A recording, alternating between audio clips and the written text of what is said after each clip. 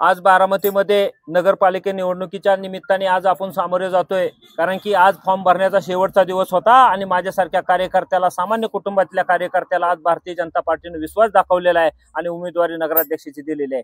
त्यामुळे बारामतीतला एक नागरिकांमध्ये प्रचंड उत्साहाचं वातावरण आहे। आम्ही पूर्ण ताकदीने 41 लोकांचा पॅनल उभा करतोय आणि ह्या निवडणुकीला सामोरे जातोय। एकीकडे आपण बघतोय बारामतीचा इतिहास म्हणजे घराण्याशाहीचा इतिहास।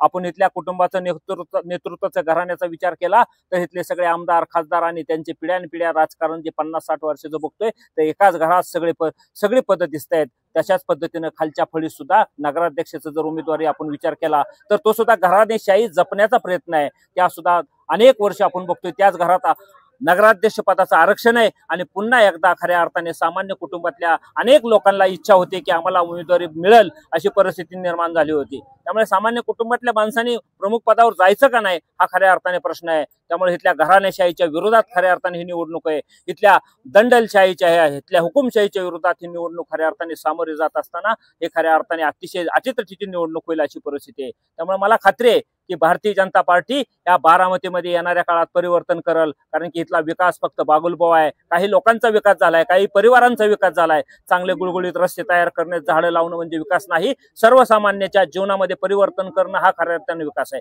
सर्वसामान्य जीवनामध्ये आर्थिक परिवर्तन करणं हा खऱ्या अर्थाने विकास आहे। परंतु स्वातंत्र्यानंतर काही लोकांचाच विकास होताना दिसतोय, काही परिवारांचाच विकास होताना दिसतोय। त्यामुळे अनेक प्रश्न आहेत बारामतीमध्ये, अनेक इथल्या समस्या आहेत। इथल्या बेरोजगारीचा प्रश्न आहे। इथल्या अनेक समस्याला आम्ही सामोरे जाणार आहोत आणि जनतेमध्ये जाऊन आम्ही लोकांना जागृत करणार आहोत आणि इथला नागरिक सजग आणि जागृत आहे। त्यामुळे येणाऱ्या निवडणुकीमध्ये प्रचंड ताकदीने निवडणूक लढवली जाणार आहे आणि परिवर्तन करेल अशी आम्हाला खात्री वाटते।